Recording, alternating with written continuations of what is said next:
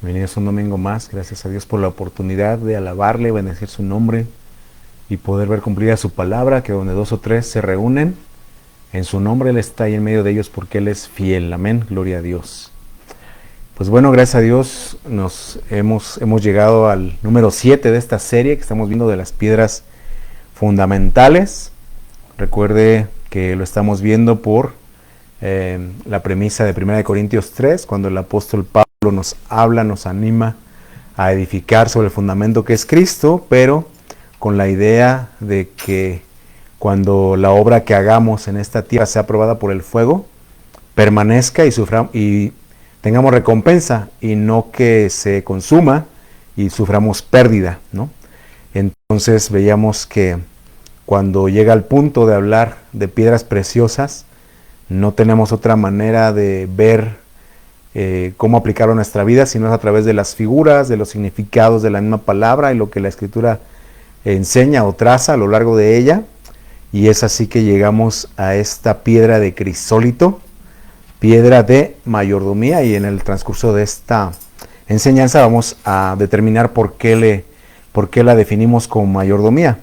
Vamos a nuestra cita de referencia, Apocalipsis 21, cada vez se va añadiendo una palabra más. Dice: los cimientos del muro de la ciudad estaban adornados con toda piedra preciosa. Primer cimiento, jaspe, que es perfeccionamiento. Segundo, zafiro, que es estar delante del trono de Dios. Tercero, ágata, que es salir de la cautividad o el cautiverio. El cuarto, esmeralda, que es el esplendor de su venida que esperamos. El quinto, ónice, que es una piedra memorial. El sexto, cornalina. Y el séptimo, crisólito, ¿sí? En esta ocasión, lo que es la mayordomía, ¿sí? La mayordomía. Y vamos a ver por qué. Vamos a ir directo a los conceptos. Mire, en el griego es la palabra 4 veces 5, crisólitos, ¿no? O crusólitos. Y vea las palabras que yo le subrayé. Es una piedra dorada, gema amarilla. Cuando la busque en internet le va a mostrar una piedra más verdosa, es correcto. Pero a la que se refiere el original, muy detalladamente, es aquella que tiene más tonalidad amarilla, algo así como nosotros le llamaríamos un amarillo translúcido, un amarillo limón que le decimos, ¿verdad? Un translúcido, algo así. Gema amarilla, y de ahí la palabra crisólito. Vea que deriva de la palabra litos, o sea, la 30-37, pero al principio en el griego esta palabra crusos significa utilidad del metal. Por extensión, dice un artículo de oro, ya sea como ornamento o moneda. Esto téngalo muy presente, ¿sí? Ornamento de oro o moneda. Deriva también de la palabra kraumai, que a su vez significa manejo, proveer lo necesario. Puede ser dar un oráculo, ¿sí? Una profecía o un discurso, pero enfóquese en esta última definición. Dice actuar de una manera dada, o sea, se refiere a esa palabra kraumai, que deriva de la palabra cruzo, es actuar de una manera dada. Y ya cuando consideramos la palabra hebrea, solo aparece una, que es la palabra Tarshis, tal como aquella historia conocida que vamos a mencionar más adelante, la historia de Jonás, cuando él huye de la voluntad de Dios. Él toma una embarcación en Jope para ir a Tarsis. Ahorita le voy a enseñar el mapa. Y entonces ahí solamente la define como una nave mercante. De hecho, no se he oído de marcas, ¿no?, de náuticas, pero la marca náutica de aquellos años eran las de Tarsis. La nave de Tarsis era lo mejor que había en aquella época. Y entonces, refiriéndonos a la gema, dice es la región de la piedra o la piedra de la región, ¿no? Cuando dice lo inverso, o sea, región de la piedra o piedra de la región, ¿sí? Entonces, nada más para denotar que en el hebreo implica una actividad comercial, ¿sí? Me parece que es una de las razones por la cual en Eclesiastés dice Salomón: echa tu pan sobre las aguas y después de muchos días lo hallarás, reparte a 7, a 1, a 8. Y dice la historia ahí en el libro de los Reyes que cada 3 años estas naves hacían un recorrido, o sea, venían y traían especies, traían metales, traían obviamente piedras preciosas y especias aromáticas. Cada 3 años hacían ese viaje mercante. Entonces eran unas naves grandes. Ahorita va a ver la distancia, más o menos será una distancia como de 3,000 kilómetros, algo impresionante. Pero entonces vamos a tenerlo ahí, ¿ok? Entonces determinamos qué es la mayordomía porque, tal como ve aquí, podríamos en un momento dado pensar en la actitud, pero una actitud no necesariamente nos compromete a entregar cuentas, ¿no? O sea, una actitud, todos la deberíamos o la tenemos que tener en ciertas circunstancias de la vida, pero de algún modo no estamos obligados a tenerla, ¿verdad? O sea, si la tienes bien y si no también. Podría ser como una piedra de comprobación, pero la palabra que encontré que lo define más es una mayordomía, porque entonces implica un señor, implica aquí, tal como lo dice aquí, no es oro, es como el oro, es una moneda que lo voy a comentar ahorita, algo que encontré en la escritura, proveer lo necesario. Entonces todos esos conceptos de la palabra griega nos dan una idea de mayordomía. No quiere significar que en el Antiguo Testamento, cuando se menciona esta piedra, significaba todo lo que estamos viendo hoy. O sea, luego estamos viendo las figuras, dice la palabra en Salmo 119 que la suma de la palabra es la verdad. Entonces nosotros tenemos hoy la bendición de poder ir sumando los libros o el tiempo que transcurrió en escribirse o conjuntarse los libros de la Biblia, que tenemos una mayor luz, ¿verdad?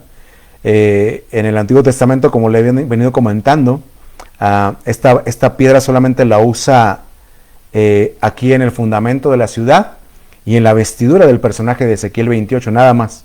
Esta no representa a ningún hijo de la tribu de Israel, no estaba incluida en el pectoral del sumo sacerdote, es el número 7, que es número de plenitud o de perfección, y entonces nos pone así como un parteaguas de decir, bueno, esto es un reposo y deberías a partir de aquí evaluar las piedras que van a seguir o lo que continúa después de este. Entonces vamos a ver, mire, como le decía ahí en Tarsis, no voy a mencionar muchos detalles de la historia, es una historia que usted creo que conoce muy bien. Jonás capítulo 1 verso 3 dice, Jonás se levantó para huir de la presencia de Jehová a Tarsis y descendió a Jope y halló ahí una nave que partía para Tarsis y pagando su pasaje entró en ella para irse con ellos a Tarsis, lejos de la presencia de Jehová, ¿no?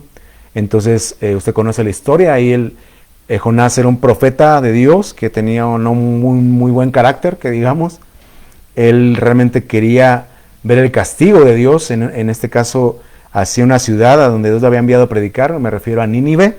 Le dijo Dios a Jonás, ve a Nínive a predicar, porque si en 3 días, bueno, si no se arrepienten, de cierto voy a destruir la ciudad. Y más que el temor o cualquier cosa, es que él no quería ver la misericordia de Dios, sino quería ver el juicio de Dios, como quizá mucha cristiandad hoy día, que anhelan más ver el juicio de Dios que realmente clamar misericordia. El profeta Jeremías, él se conmovía su corazón a tal manera que ya no quería hablar, él expresaba, ya no quiero hablar porque es muy doloroso, pero en sus palabras él dice, Señor, en el día de la ira, acuérdate de la misericordia, por si hay oportunidad de que se conviertan, de que se arrepientan. ¿Sí? Entonces, eso nada más lo voy a mencionar ahorita ahí y vamos a ahondar más adelante para enfocar el aspecto práctico, ¿sí? Y fíjese que en la Biblia, cuando usted busca, veía que nuestras definiciones dicen moneda de oro, ¿no? Cuando usted busca moneda de oro no le refiere nada en las versiones tradicionales como las 60 o las Américas, porque ahí la moneda era la moneda de plata. Sin embargo, los estudiosos de hoy día, en la nueva versión internacional, en el pasaje de Mateo 25, una parábola muy conocida, la que conocemos como la parábola de los talentos, ya no ponen talento como tal, sino que lo traducen a moneda de oro, y yo te le explico una razón. Entonces Mateo 25, verso 14 dice, el reino de los cielos será también como un hombre que, al emprender un viaje, llamó a sus siervos y les encargó sus bienes. A uno le dio 5,000 monedas de oro, a otros 2,000 y a otro solo 1,000, cada uno según su capacidad. Luego se fue de viaje. Entonces, como le decía, de hecho es muy interesante que Israel, el Israel de hoy día, del 2023, de nuestro y 5,000 y tantos del año que ellos vayan, es la única población actual que tiene una moneda instituida por Dios, el shekel. Eso viene desde el Antiguo Testamento, desde Moisés. Dios instituyó el ciclo de plata del santuario como la medida o la base para todas las monedas, ¿no? Para todas las monedas que pudiera haber. Cuando se compraba una tierra, cuando se compraba una tumba, cualquier transacción comercial dentro del pueblo de Israel estaba regida por lo que nosotros en español leemos ciclo, lo que hoy sería el shekel o shekel, no sé cómo se pronuncia correctamente, pero sigue hasta la fecha hoy. Y entonces lo que hicieron los estudiosos es que recuerde que ese shekel era así como un contenedor, ¿no? Una pesita, ¿no? Y entonces decían, bueno, esta es de plata, pero si lo quiero en oro, y entonces acaban las equivalencias. Bueno, entonces, aquí lo que yo leía de los comentaristas de esta nueva versión internacional, es que fue lo que hicieron. Usted va a leer ahí, en la versión tradicional 60 o las Américas, 5 talentos, 2 talentos y 1 talento. Recuerde que el talento, no, aunque lo leemos así en español, no se refiere a nuestra capacidad intelectual o artística, no a ese talento, sino que es una capacidad de carga propiamente. Entonces, para evitar esa confusión, es que en esta nueva versión internacional, esta que tenemos aquí, ya lo pusieron el equivalente en oro. Algo más importante también, entiendo yo que Dios lo instituyó así en el santuario, porque recuerde que el oro estaba usado para los artículos, para los utensilios del templo, pero era a partir del lugar santo y hasta el lugar santísimo, ¿sí? En el atrio, el altar era de bronce, el lavacro era de bronce también, un metal menor, pero resistente al fuego. Y a partir del lugar santo, usted ve el altar del incienso que estaba recubierto de oro, usted ve el candelabro que estaba hecho de una sola pieza de oro labrado a martillo, y cuando entramos al lugar santísimo, detrás de la cortina, detrás de ella estaba el arca del pacto, o el propiciatorio, con la urna y todo lo que contenía, y todo eso era de oro. Pero entonces el Señor instituye, pienso que es así, que la moneda la instituyó para darle un valor de pureza al oro, pero a la vez de que no representa un señorío. Es decir, como en el cielo, ¿verdad? Usted sabe que se dice que, dice Juan, las calles del cielo o de la ciudad son de oro, ¿sí? O sea, nosotros vamos, ahí las calles son de oro. O sea, no están, tienen un valor, tienen una pureza, pero no están más allá arriba, a un nivel de señorío. No sé si me logro explicar, ¿sí? Nada más para que note la equivalencia y que de aquí podamos trabajar este aspecto de la mayordomía, ¿sí? Mire, aquí nada más para reforzar lo que le comentaba del templo, ya en el Nuevo Testamento, el Señor Jesús en Mateo 23 les dice a los religiosos de aquel tiempo, dice: hay de vosotros guías de ciegos, que decís, si alguno jura por el templo, no es nada, pero si alguno jura por el oro del templo, es deudor. Insensatos y ciegos, porque ¿cuál es mayor, el oro o el templo que santifica el oro? Sí, entonces es lo que le decía, ¿qué es mayor, el oro de esa ciudad celestial o el que santifica la ciudad celestial? Entonces entendemos que obviamente la presencia de Dios es mayor, ¿verdad? Aquí también la gente de aquel tiempo se desvió en su corazón, como también muchos ministros hoy día le dan más valor a lo monetario, a lo económico, con sus respectivos argumentos cada quien. Pero entonces el Señor dice: no es así, eres un guía ciego, no te das cuenta que no es el oro lo que importa, sino el templo que santifica el oro, que santifica, en este mismo contexto habla de la ofrenda. Dice, no es cuánto das de ofrenda, sino quién santifica o quién recibe tu ofrenda, ¿no? Qué importante es, ¿sí? Entonces, vea que esto que le decía lo puede ver ahí en Éxodo 30:13, no va a aparecer aquí la cita, se lo leo, dice: esto dará todo aquel que se ha contado, medio ciclo conforme al ciclo del santuario, lo que yo le decía. Y dice el Señor, este es Dios mismo hablando con Moisés en la ley, dice, el ciclo es de 20 jeras, la mitad de un ciclo será la ofrenda de Jehová. Entonces el ciclo es 20 jeras. Y es interesante porque cuando ve los comentarios dice que jera significa grano, y no sé cómo lo deducen los comentaristas, ya sería profundizar ahí, pero dicen que ese grano era un grano de algarroba. Las algarrobas las vemos en el relato del hijo pródigo, que dice que quería llenarse con las algarrobas que daban a los cerdos. En algún estudio que hice, esas algarrobas representan sueños muertos, pero vea cómo aquí estos granos significan el valor del santuario, es decir, que quería tener un valor. Sabía el hijo pródigo que el valor se lo daba el templo mismo, pero que no daba el peso, no daba la medida. Es algo interesante, ¿no? Solo como comentario. Ahí lo puede estudiar usted con calma después. Pero entonces veíamos en el pasaje de la NBI, se lo pongo aquí, dice, cada uno según su capacidad, ¿sí? Su capacidad. Y me sorprendí porque cuando vemos esa palabra, capacidad, no es una palabra diferente, sino a la 14:11, dunamis o dinamis, que cree es la misma que usa en Hechos capítulo 1, verso 8, cuando la gente de aquel tiempo, los judíos de aquel tiempo le preguntan a Jesús, Señor, ¿vas a restaurar el reino a Israel? En este tiempo le dicen, no te toca saber los tiempos ni las sazones que el Padre puso en su potestad, pero recibirás poder cuando haya venido sobre ti el Espíritu Santo. Entonces le dice, recibirás sobre ti dunamis, cuando venga sobre vosotros el Espíritu Santo. Entonces está hablando que esa capacidad que narra la Biblia no es, como le decía, un talento artístico o una capacidad que unos tienen y otros no tenemos, ¿sí? Sino que la Biblia lo iguala a la capacidad, al poder, como dice ahí, la eficiencia que nos da el Espíritu Santo. Por eso dice la Escritura, si alguno se nota falto de sabiduría, pídala a Dios, el cual da abundantemente y sin reproche, ¿sí? Entonces, para que usted se anime esta mañana, no depende, porque uno pues, no, hermano, yo soy muy... De hecho, bueno, tradicionalmente se dice, yo tengo cerebro de teflón, nada se me pega. Yo no fui bueno para la escuela, yo fui a una escuela nocturna y así. Bueno, la buena noticia es que esa capacidad que dice la Biblia no depende precisamente de esa capacidad natural o innata, sino igualándolo al relato de Hechos 1.8 de la presencia del Espíritu Santo. Obviamente, como tal, la palabra dice ahí significa eficiencia, eficacia, significa capacidad, o sea, la manera que usted puede hacer más eficiente el trabajo. Deriva de la palabra dunamai, que es ser capaz o posible hacer algo. Fíjese, el diccionario secular, la Real Academia, dice que capacidad es cualidad de capaz, ¿sí? Capacidad es cualidad de capaz. ¿Qué es capaz? Me gustó, dice que tiene espacio suficiente para recibir o contener en sí otra cosa. Como cuando usted compra los toppers de la mamá, los tupperware de la mamá. Pásame uno de 1/4, de 1 litro, el de galón, ¿no? Eso es capacidad. ¿Cuánto le cabe? Dice que tiene espacio suficiente para recibir o contener en sí otra cosa. Entonces, cuando Dios dice, te di conforme a tu capacidad, es lo que tú podías contener dentro de ti mismo, recibir y administrarlo, ¿sí? Dice, apto, con talento o cualidades para algo. Significa que puede realizar la acción que se le requiere o se le encomienda. Capacidad también significa que se atreve a algo.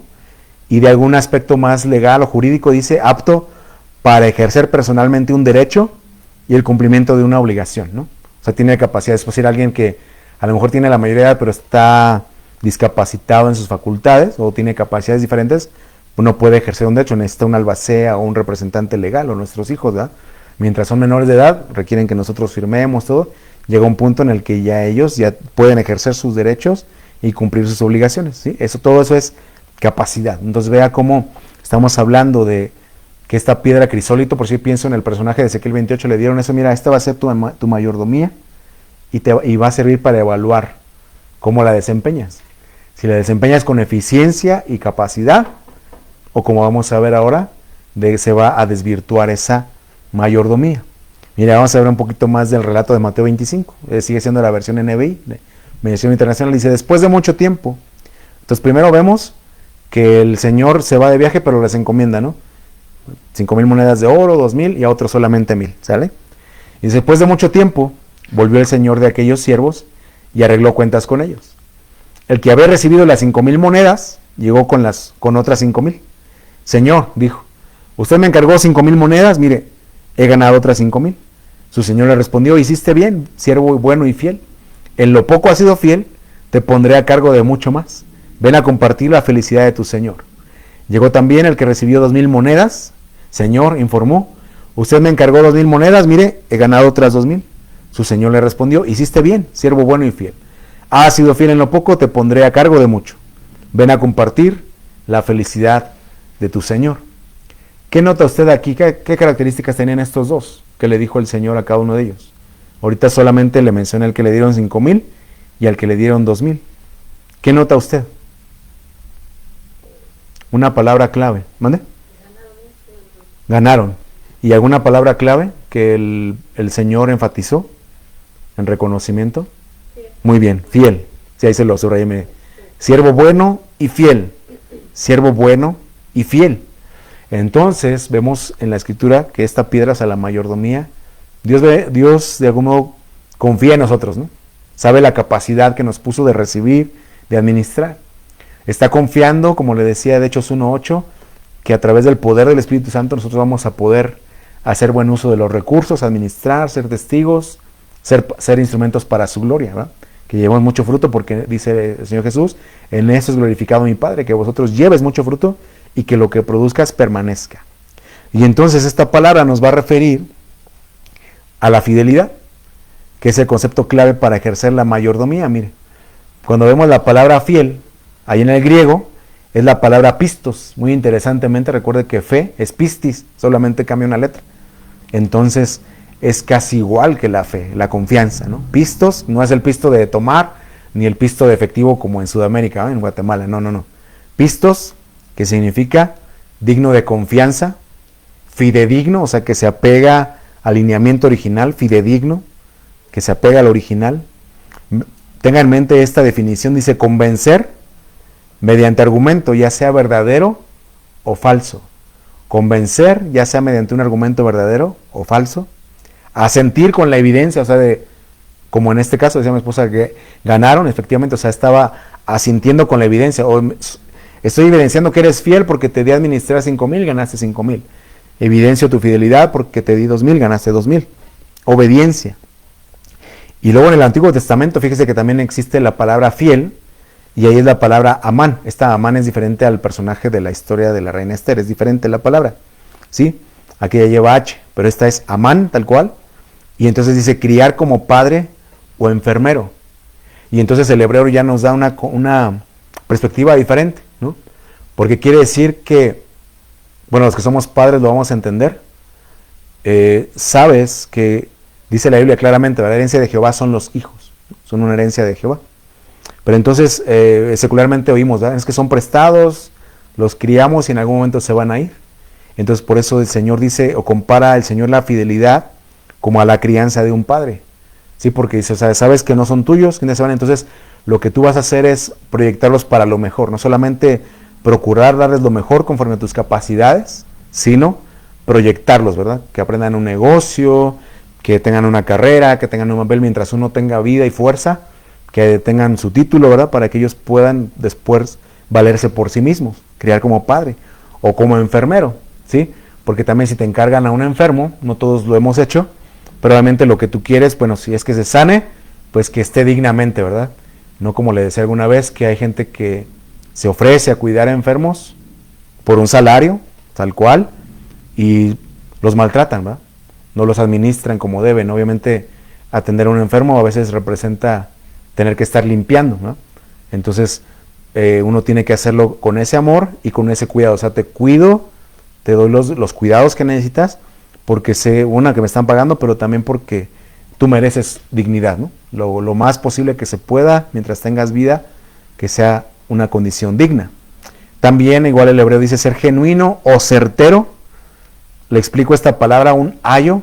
Un ayo era alguien que se encargaba de llevar a los niños a la escuela, a tomar una clase. Ese es un ayo. El apóstol Pablo dice que la ley de Moisés, dice, era nuestro ayo para guiarnos a Cristo. Él usa esa figura, dice, la ley definitivamente te iba a guiar en algún momento dado a Cristo, se cumplía en él. Eso es un ayo. Entonces también ser fiel es así como que lo que me encomiendan yo lo voy a cumplir, ¿verdad? No es así como que nos dejemos corromper por el hijo del patrón, ¿verdad? De, mira, te doy mi domingo y no me lleves a tomar clases, ¿no? Porque me van a regañar a mí, aparte tú no vas a tener la capacidad, no vas a tener esa capacitación. Es importante, ¿no? Ser fiel, firme, y muy importantemente el concepto hebreo, la lealtad, ¿no? Ser fiel es ser leal. Y entonces le menciono todo esto porque lo vamos a ver muy claramente en la vida de Moisés, números 12, 7 y 8. Cuando alguien cuestionó que si solamente por Moisés hablaba Dios, y entonces Dios mismo habla desde el cielo y dice, no así a mi siervo Moisés, que es fiel en toda mi casa. Cara a cara hablaré con él, y claramente y no por figuras, y verá la apariencia de Jehová. Pero vea cómo Dios a Moisés le dice, Moisés es fiel en toda mi casa. Ahora, ¿dónde vemos esta fidelidad? Éxodo 25, 8 y 9. Cuando ya el Señor los saca de Egipto y van a erigir el tabernáculo en el desierto, ¿verdad? Le hicieron un santuario para mí y habitaré en medio de ellos. Conforme a todo lo que yo te muestre, el diseño del tabernáculo y el diseño de los utensilios, así lo haréis. Y usted puede ver que repetidamente en Éxodo, en todo lo que es el Pentateuco, se dice así, ¿verdad? Conforme a lo que Dios le mandó a Moisés, conforme le fue mostrado en el monte, ¿sí? Así fue.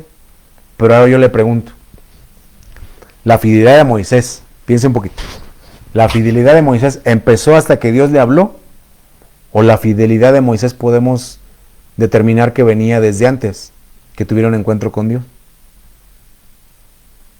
¿La fidelidad de Moisés se dio hasta que tuvo un encuentro con Dios? ¿O estaba sembrada en su corazón desde antes la fidelidad? ¿Qué piensa? Dios lo reconoce como fiel, ¿no? Aquí. mi siervo Moisés, fiel en toda mi casa. Nos dice que era fiel porque hizo todo conforme al diseño, conforme le mostró. Pero mire, quiero mostrarle esto, yo sé que tiene ahí su pensamiento. Mire, vamos a Hebreos 11:24. Dice, por la fe Moisés, hecho ya grande, él rehusó llamarse hijo de la hija de Faraón. Él escogió, dice, escogiendo antes ser maltratado con el pueblo de Dios, que gozar de los deleites temporales del pecado, teniendo por mayores riquezas el vituperio de Cristo que los tesoros de los egipcios, porque tenía puesta la mirada en el galardón. ¿Quién le puso esa idea del galardón? Mire, otro pasaje más, Hechos 7:25. Pero Moisés pensaba, él pensaba que sus hermanos comprendían que Dios les daría libertad por mano suya. Mas ellos no lo habían entendido. O sea, dice que cuando fue hecho grande y tuvo 40 años, vio que era oprimido un judío, un hebreo, y entonces él fue y le hizo justicia. Desafortunadamente mató al egipcio y lo enterró en la arena, ¿no? Pero entonces sus hermanos lo acusaron, dice, ¿me quieres matar como mataste al egipcio ayer? Y entonces dice aquí, la escritura nos deja ver que dice, él pensaba que sus hermanos comprendían. Entonces no sé si usted puede ver conmigo lo que hizo su mamá en esos 3 años o el tiempo que estuvo con él criándolo. De hecho, cuando usa la palabra criar, dice que la hija de Faraón le dijo, ten este niño y críamelo, y cuando lo destetes yo lo voy a prohijar. Esa palabra criar significa en el hebreo hacer grande en mente, hacer grande en condición. Entonces lo que le quiero decir a todos los que nos oyen, sobre todo a las mamás, que la fidelidad en los hijos comienza con lo que cada uno de ustedes les siembra. Esos años que pasó junto a ella, obviamente le comentaba que es bien bonito estudiar lo que es el amamantado, los pechos de la mujer en la Biblia, porque entonces habla de poder transmitir ese corazón. Porque dice antes de eso, Hebreos 11 dice que por la fe los papás de Moisés no tuvieron miedo al decreto del rey, sino que le vieron hermoso y lo escondieron. Entonces esa mamá de Moisés, Jocabed, era una mujer de fe. Y esos 3 añitos que lo tuvo, o 5, que se estima que fueron 5, 3 a 5, fueron suficientes para que se vea, mira, hay un galardón. Mira, nosotros estamos aquí, pero el Señor prometió a nuestro padre Abraham que nos iba a sacar. Ahí usted vea lo que era la historia oral, ¿verdad? Porque hasta que Moisés llega, él escribe. Pero antes de eso, todo era una tradición oral. Todo era oral. Mira, a nuestro padre Abraham le hablaron de que íbamos a estar cautivos 400 años, pero que él nos iba a visitar. Él tenía eso en su corazón, ¿no? Y él aquí lo está manifestando. Dice, él pensaba que sus hermanos entendían que Dios lo había puesto ahí para, mira, hijo, tú vas a ir a la escuela, a esa escuela, tú vas a ir al MIT, pero vas a ir para hacer algo grande para Dios, ¿no? Siempre, o sea, no te van a desviar de Dios, al contrario, tú vas a ir ahí y tú vas a lograr cosas grandes. Tú sí vas a poder estar un día en la NASA, en el Congreso, qué sé yo. Pero todo eso, en la vida de Moisés, que lo reconocieron como fiel, usted lo puede ver claramente que comenzó con la administración de su madre. Bueno, obviamente también su padre, porque dice que los dioses le vieron hermoso, le vieron profeta, dice el código real. ¿Sí? Pero entonces esa administración que tuvo se manifestó, al punto en el que él, era algo tan vivo que él tenía, que dice, él escogió, dice, él rehusó llamarse. O sea, se imagina usted tener una vida resuelta y que diga, yo no quiero esto, yo quiero a Cristo. ¡Wow! Bueno, esa fidelidad viene y obviamente cuando viene a ese encuentro con Dios, simplemente ¡pum!, se potencializó esa fidelidad que él ya tenía. Entonces por eso que pensaba en amigos, ¿verdad? Que digo, esta es una buena persona. Dice que a los teólogos no les va a gustar eso, pero que digo, solamente le falta ser cristiano, tener un encuentro con Dios, porque ya trae cosas buenas de su carácter. Pero imagínese con un encuentro con Dios, ¡pum!, Dios lo lleva a cosas mayores. Dice, tenía la mirada puesta en un galardón mayor, ¿verdad? Qué interesante. Y entonces, mire, vamos a ver algunos problemas de la mayordomía. Ahorita le mencioné la parte buena, donde comienza, que es lo que Dios considera como fidelidad. Pero ahora vamos a ver algunos problemas. Mire, Lucas 16, 1 y 2. Dijo también a sus discípulos, había un hombre rico que tenía un mayordomo, y este fue acusado ante él como disipador de sus bienes. Entonces le llamó y le dijo, ¿qué es esto que oigo acerca de ti? Da cuenta de tu mayordomía, porque ya no podrás más ser mayordomo.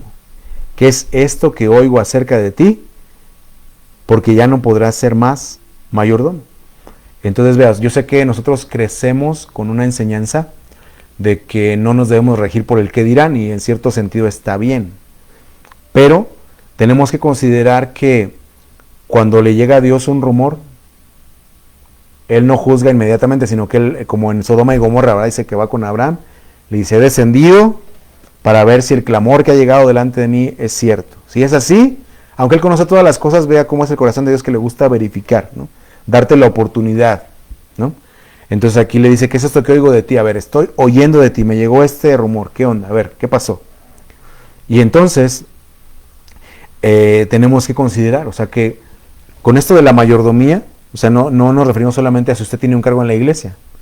La mayordomía, tal como se lo mostré con Moisés, va más allá, va en una actitud del corazón, dice en nuestro, si recuerda el concepto que leímos de Crisólitos, dice la actitud o la manera de conducirse ante una circunstancia dada, ¿no? ¿Cómo se va a conducir usted?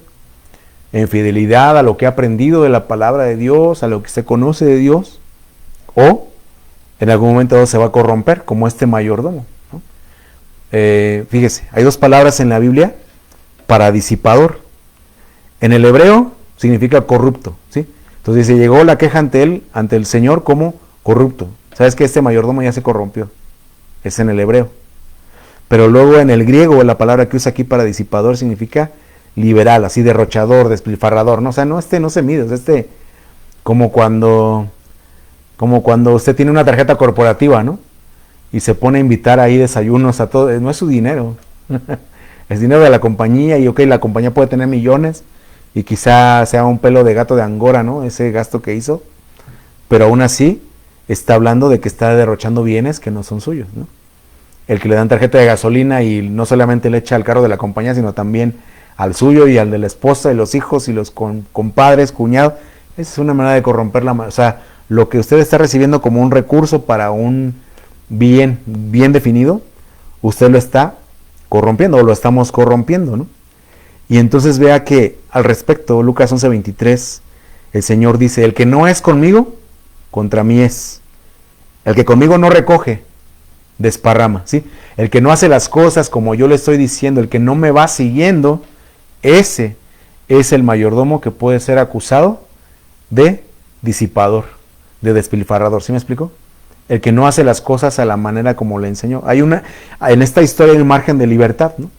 Vea cómo hay veces que en la historia que vimos al principio de Mateo 25, el Señor hace cuentas hasta que regresa. Todos esperamos el regreso del Señor y vamos a entregar cuentas.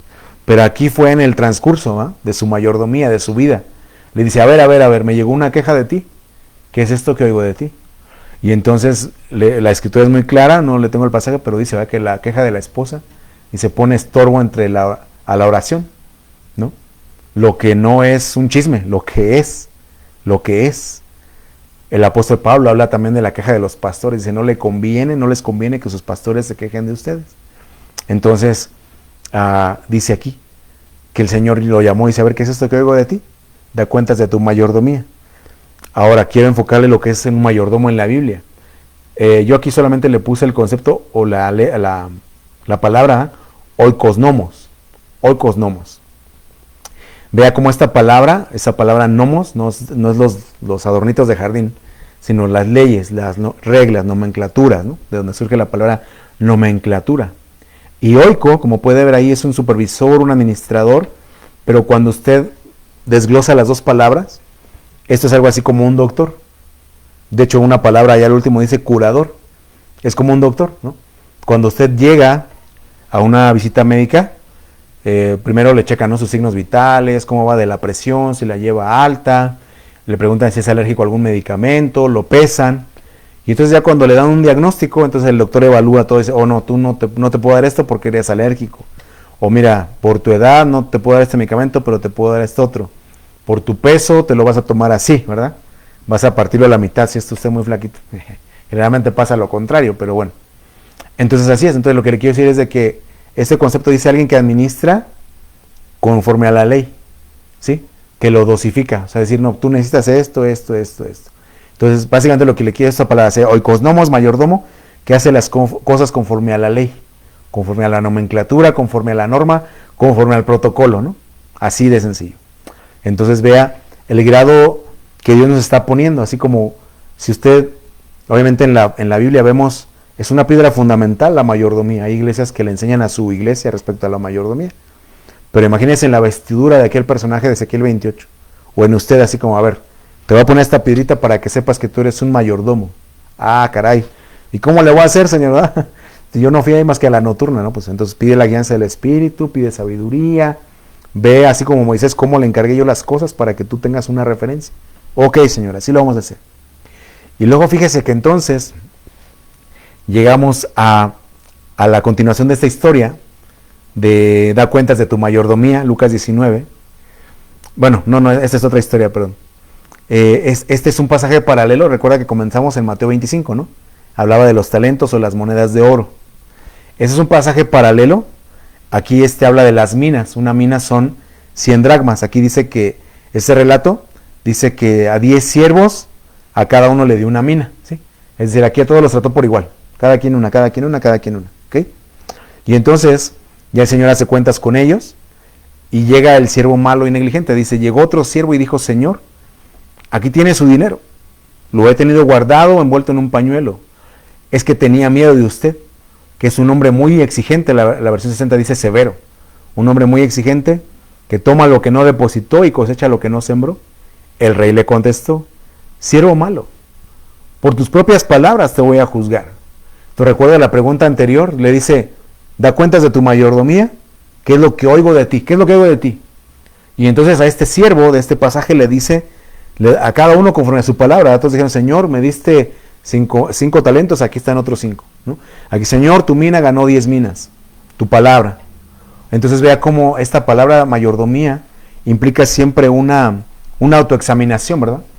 Una medición personal de cómo voy, qué tanto he avanzado, qué tanto he leído mi Biblia, qué tanto oro, qué tanto he dejado de orar, porque si el Señor me pide cuentas de mi mayordomía, no va a ser otra cosa más que lo que oiga de mí el Señor, de mira, Señor, es hijo tuyo que ya dejó de orar, que ya dejó de congregarse, tráelo de donde estáis, de a ver, hijo, ¿qué es esto que oigo de ti, que ya no te has congregado? Y luego es de esos hermanos, de hermano, qué milagro que viene. No, pues el que no viene es usted, ¿verdad? El que va cada 6 meses le dice a los que siempre van que qué milagro que van. Me han contado, ¿verdad? Que así pasa. Pero entonces vea cómo aquí este relato dice, con tus propias palabras te voy a juzgar. ¿Qué dices tú de ti mismo? ¿Cómo llevas hoy las cosas? ¿Conforme al diseño? ¿Conforme se te enseñó? ¿Conforme se te mostró? ¿Qué hay en tu corazón? ¿Qué actitud estás tomando? Decir, pues total, hombre, pues total, aquí es pura sacadera de dinero y menospreciando. ¿Cómo lo estamos haciendo? ¿Sabías que soy muy exigente, que tomo lo que no deposité, que cosecho lo que no sembré? ¿Por qué no pusiste mi dinero en el banco para que al regresar pudiera reclamar los intereses? Y entonces vea conmigo que aunque los siervos buenos y fieles, unos duplicaron, otros multiplicaron lo que recibieron, este que recibió solamente uno, este pasaje nos deja ver que el Señor no esperaba que lo multiplicara demasiado, sería lo ideal, ¿verdad? Ok, te di 1000 monedas de oro, pues mínimo que me ganes otras 1000, sería lo ideal. Pero aquí el mismo rey, el mismo Señor, le está diciendo, mira, si no lo podías igualar, mínimo un interés. Que usted sabe que desde los bancos de aquel tiempo de la Biblia hasta hoy, cuando usted invierte, no cree usted que es mucho lo que le da, ¿no? Es mínimo. Pero es algo. Es algo.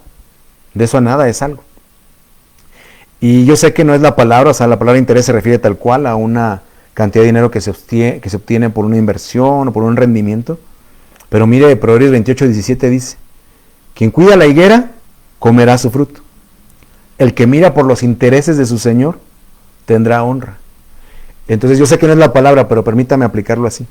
O sea que esta palabra intereses se refiere a los gustos, a lo que al rey, al Señor le preocupaba, ¿no? Lo que él quería hacer, sus intenciones, sus propósitos, propiamente sus propósitos, ¿no?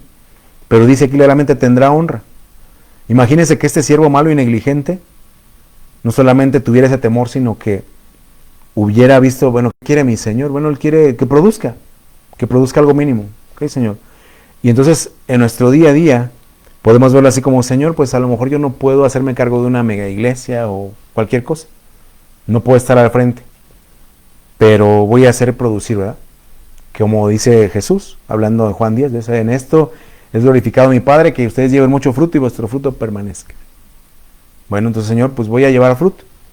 ¿Qué voy a hacer? Bueno, pastor, mire, no se me ocurre en qué me pueda usar, pero aquí estoy dispuesto. Entonces, vemos lo que era el concepto del crisólito, la actitud, cómo respondemos ante una situación, porque hay gente que quiere servir y llega a decir, yo soy un siervo a las naciones, no va ni a limpiar la iglesia, quiere usted ser siervo a las naciones, ya no se congrega, no le predica al vecino, ¿qué va a ser siervo? Enfóquese aquí en su área de influencia, ¿no? Esos son los intereses. Así lo mínimo que puede hacer tu familia. Ya sé que todos tenemos aquí áreas, ¿no?, que tenemos que trabajar. Dice, mínimo ahí, ¿qué estás haciendo? Porque a veces ni eso. Y la Biblia era muy clara, ¿verdad? Así que el que anhela obispado, buena obra desea, pero es necesario, ¿verdad? Que tenga en gobierno su casa, sus hijos, porque si no gobierna bien a su familia, a sus hijos, ¿cómo va a gobernar la iglesia del Señor? Mi hermano una vez me decía, es que usted dice que yo no soy suficiente, no soy un buen candidato. Digo, bueno, yo no lo digo, lo dice la Biblia. Y yo lo digo con temor porque yo sé que también soy padre y también tengo hijos y también pueden en algún momento desbalagarse. Me lo comentó un muy buen amigo, ¿eh? No te confíes. Exactamente. Entonces tenemos que ver por los intereses del Señor. Entonces vea cómo aquí dice Mateo 25:25, por lo cual tuve miedo, fui y escondí tu talento en la tierra, pero aquí tienes lo que es tuyo. No, es que no se trata de lo que es mío. ¿Qué hiciste con lo que te di? ¿Qué hiciste con la esposa? ¿Qué hiciste con los hijos? ¿Qué lograste hacer con el talento? ¿Ah? Mire, aquí está el mapa de lo que le decía de Jonás. Me llamó la atención así buscarlo y bueno, ¿qué pasó con Jonás? Mire, aquí está Nínive, aquí está Jope donde tomó la embarcación y hasta allá está Tarsis. Dicen los estudiosos que es un trayecto como de 3,000 kilómetros. ¿Se acuerda cuántos días estuvo Jonás en el pez? 3. Ahí dice Mateo 12:39, así como estuvo Jonás en el pez 3 días, y fue una señal para los ninivitas, así también el Hijo del Hombre. Entonces vea cómo una cosa que usted puede hacer con ahora que estamos haciendo la pedida de crisólito, que es mayordomía, uno se puede polarizar y hacer totalmente lo contrario. Mire, el de la historia dice que escondió su talento en tierra y al menos le conservó ese talento. Pero en Jonás, veía y lo sacamos a colación porque veíamos que esa palabra, la misma Tarsis, es la que usa para crisólito. Se fue al crisólito, a la mayordomía. Pero entonces lo que hizo Jonás es que él se polarizó.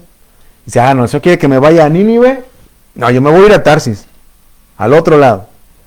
Y así hay mucha gente hoy, que porque se desanimó en la iglesia, que por razón o no razón, motivo o no motivo, al final explicación, Dios no tiene la culpa, ni al final dice Job, ¿verdad? Dice, si tú eres bueno, el beneficio es para ti, y si te haces malo, el daño también es para ti mismo. Dios va a seguir siendo Dios, porque a veces lo hacemos, no sé si es como los niños, ¿verdad?, que nos portamos mal para llamar la atención. A ver si se dan cuenta que dejé de ir los hermanos, a ver si es cierto que oran por mí. ¿Qué necesidad hay, hermano? ¿Qué necesidad hay? Al final, si está en el plan de Dios, no sé cómo es que Jonás fue una señal para los ninivitas, porque se convirtieron, ¿verdad? Dice que 3 días pasó predicando Jonás de un lado a otro. 3 días le costó recorrer Nínive, era una población grande. Pero yo no sé si se fue inmediatamente después de que el pez lo vomitó. Yo no sé si fue así como todo vomitado, tipo zombie. Que dijeron, ¡ay! Porque dice que fue una señal y él venía de la muerte misma. Ahí usted ve en Jonás el relato, dice que las aguas rodearon mi alma. Las algas, dice. Así todo vomitado se fue. Entonces, hermano, si usted está el día de hoy viviendo una actitud así polarizada, ¿qué necesidad? O sea, Dios lo va a usar. Se mira, si pudo hacer algo con que se tiró al vicio, Dios puede hacer algo conmigo también. Sí lo va a usar. Pero ¿qué necesidad hay? ¿Verdad? De que usted vaya ahí todo vomitado por el pez a hacer lo que Dios le había mandado a hacer. ¿Qué necesidad hay? Y eso en el caso de que Dios lo quiera traer. Porque si también Dios no le da la oportunidad a Jonás, ahí se queda mi Jonás. Dice la Biblia que en el medio del mar, me llamó la atención como dice el relato, dicen cuando se desató una tormenta en medio del mar. ¿Se imagina ahí Jonás? Así, ¿para dónde le hago? Que él dijo, pues ¿saben qué? El problema soy yo, mejor échenme de la barca. Concedido, ¿ah? Le costó 3 días. ¿Cuánto había avanzado? Que le costó 3 días volver. Bueno, yo no sé si 3 días en recorrer, pero al menos el Señor le dio el orden al pez. Mira, tenlo ahí 3 días. El día 3 me lo vomitas ahí en Jope otra vez. O más cerca, no sé si en Antioquía, no sé dónde lo vomitó el pez. Porque Nínive estaba más adentro. Pero qué interesante, ¿no? Alejarse, o sea, polarizarse, ir en sentido contrario. Es lo que nos enseña esta piedra de crisólito, mire, la mayordomía. La mayordomía, como vimos al principio, no es oro, no es oro. Es parecido, nos da una idea al oro, como las monedas de plata, de oro, del relato de Mateo 25. Pero entonces, mire, 3 cosas. 1, puede hacer todo lo contrario a lo que nos mandaron. Oye, evangeliza, ¿no? Oye, pero es que nos puede dar en la alabanza, ¿no? Me voy al mundo, ¿no? Y háganle como quieran. El mal está para usted mismo. 2, puede esconderse en tierra, ¿va? Ay, es que ¿cómo le hago? Es que ya ve que yo soy bien bruto, bien bruta. Es que yo qué voy a saber. Por eso estudiamos hoy que esa capacidad que habla la Biblia no depende de usted, ¿no? Dice la Biblia que nuestra suficiencia viene de Dios. Viene del poder del Espíritu Santo en usted.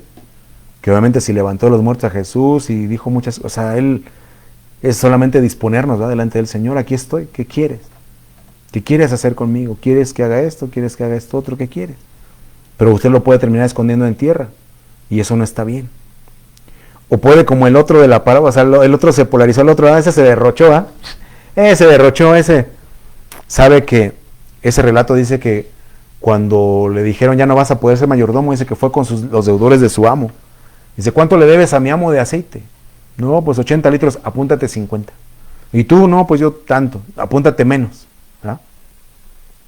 Entonces nos habla de un tipo de ministros o de servidores que así también, o sea, obviamente ahí dice que el amo alabó al siervo infiel, ¿verdad?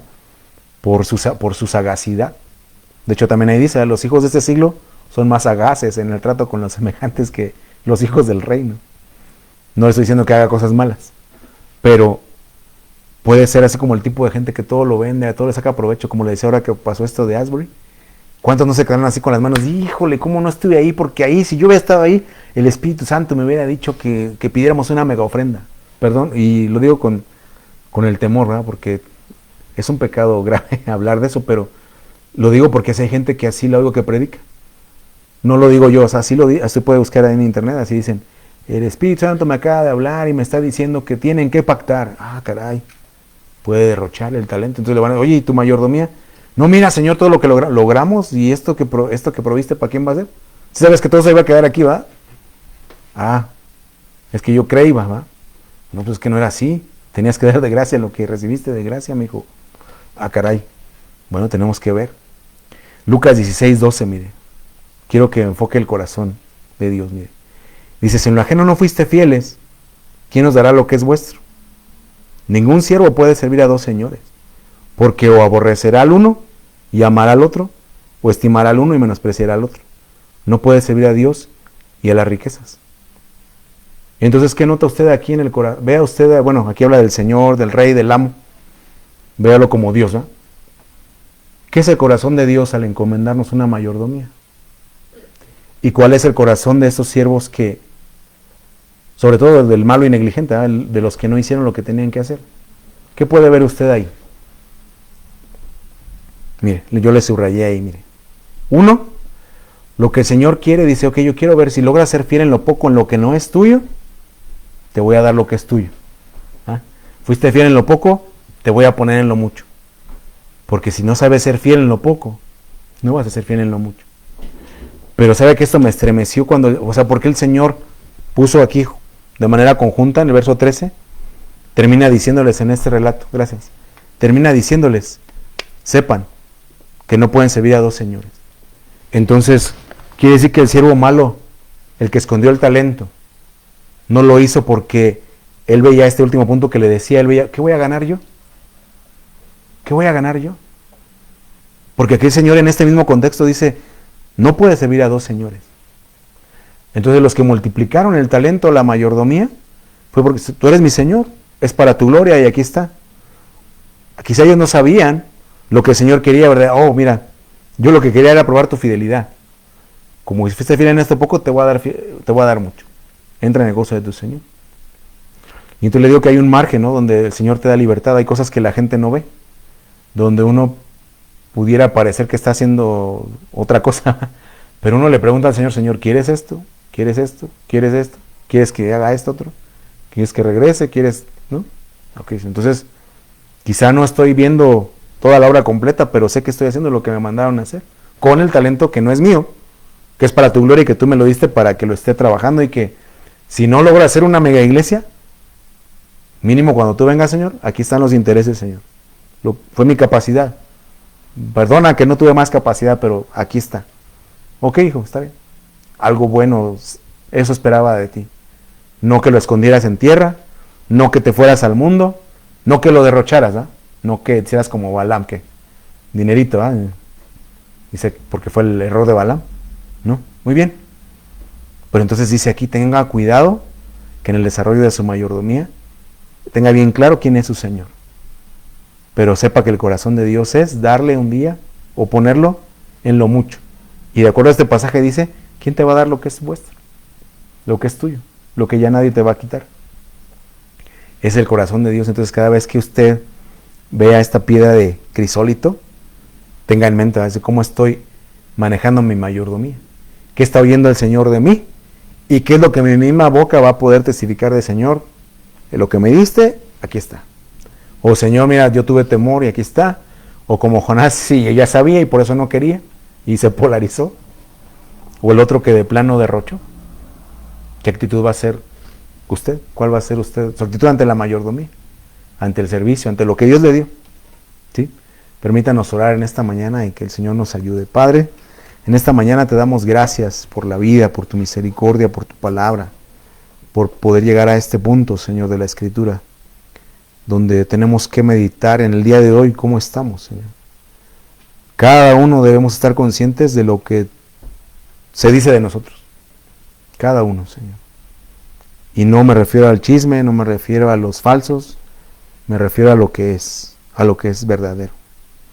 Y por otro lado, lo que solamente a veces tú y la persona que lo está viviendo saben, lo que nuestra boca puede decir, lo que nuestra boca puede declarar. Hemos escondido el talento en tierra, nos hemos polarizado y hemos ido al lado contrario de lo que querías. Ya no nos congregamos, ya no oramos, ya no buscamos. Tenemos la esperanza de ser arrebatados, pero no estamos haciendo nada. Nos estamos engañando a nosotros mismos, Señor. O estamos sacando un provecho desmedido del talento, del don que nos diste, Señor. Concédenos esta mañana la sabiduría. Concédenos esta mañana ese poder del Espíritu Santo que nos permita desarrollar, trabajar, multiplicar el talento, los recursos que tú nos das. Pero sobre todo danos la sabiduría, Señor, para que el día que seamos llamados a cuentas, no huyamos de ti avergonzados, Señor. ¿Qué quisiéramos, verdad? Que poder multiplicar, Señor, las minas, poder multiplicar los talentos y recibir de ti esa honra de aquel que ha velado por los intereses de su Señor. Pero si nuestra capacidad aquí, Señor, no da para más que darte los intereses, Señor, bueno, mínimo tú ya manifestaste eso en tu palabra. Mínimo los intereses. Pero no te quedes sin hacer nada. Es el mensaje de esta mañana. No te quedes sin hacer nada. Ayúdanos a cada uno, Señor, a hacer lo que nos toca, a volver a hacer un inventario esta mañana, Señor, este día. ¿Qué es lo que aún tenemos? ¿Qué es lo que aún no se ha perdido? ¿Qué es lo que aún es salvable? Y que podamos, Señor, trabajarlo y poderte dar el testimonio de, mira, Señor, de último momento trabajé esto y fue lo que logré rescatar, Señor. Aquí está. Lo intenté, lo trabajé. Y que podamos entrar en el gozo de nuestro Señor. Y quita de nuestro corazón la dualidad, Señor, de que no nos servimos a nosotros mismos, de que te tenemos a ti, de que tú eres nuestro Señor, y que nos ayudes, Señor, afina nuestro oído, Señor. Si no te estamos siguiendo a ti, si lo que estamos siguiendo es nuestro corazón, nuestro pensamiento, perdónanos y ayúdanos a volver en esta mañana, Señor, a corregir el camino, a corregir el curso del viaje, así como Jonás. Ten esa misericordia también con nosotros, Señor, de que si estamos tan lejos de tu propósito, manda tú el medio, Señor, por el Espíritu te lo pido. Manda tú el medio, Señor, que nos haga volver a tu propósito, si tú nos das esa oportunidad. Porque ser desechados es lo peor que nos podría pasar. Que ya no podamos ejercer la mayordomía. Perdónanos. Pero ten misericordia y concédenos la oportunidad, Señor, de poder hacer, Señor, aún esos errores que hemos cometido, como Jonás, que tú los uses para tu gloria, Señor. Si tú tienes esa misericordia, porque no depende de nosotros. Nosotros solamente nos toca como él clamar, dice que desde el fondo de su alma clamó. Y tuvo la seguridad de que tú lo escuchaste desde tu santo templo, Señor. Hoy clamamos igual, desde el fondo del alma, Señor, para que tú nos envíes, Señor, la ayuda desde lo alto, desde tu templo, Señor. Y que si nos permites llegar delante de aquella ciudad, al ver esa piedra de crisólito, podamos reconocer en nuestro interior, en nuestro corazón, en nuestra realidad, que logramos salvar el propósito, que logramos salvar la mayordomía, Señor. Ojalá alcancemos el grado de reconocimiento de siervos buenos y fieles. Pero líbranos de tener el título de siervos malos y negligentes, Señor. Por favor, ayúdanos, ayuda a cada uno de mis hermanos y hermanas, Señor. Haz tú lo imposible, Señor. Aquellos que ven que no tienen remedio, aquellos que ven que se han alejado al otro lado, Señor. Dales tú esa oportunidad, así como tuvieron para pagar un boleto a Tarsis, Señor. Quizá hoy no tienen recursos para volver, pero si están ahí naufragando en medio del mar, Señor, envía tú ese gran pez que los salve, que los traiga de vuelta, Señor, a tu propósito, a tu plan, por favor. Son cosas que no están en nuestros recursos, o quizá los hemos despilfarrado de tal manera que ya no los tenemos. Y en medio de la mar, ¿a quién más tenemos sino a ti, Señor? Haz tu obra en este día, Señor, y cumple el propósito de esta palabra. En el nombre de Jesús, Señor. En el nombre de Jesús te lo pedimos, Dios. Amén y amén. Bueno, pues bendiciones. Si le fue de edificación, ahí comparta, denle like. Y nos vemos en la siguiente transmisión con el favor de Dios.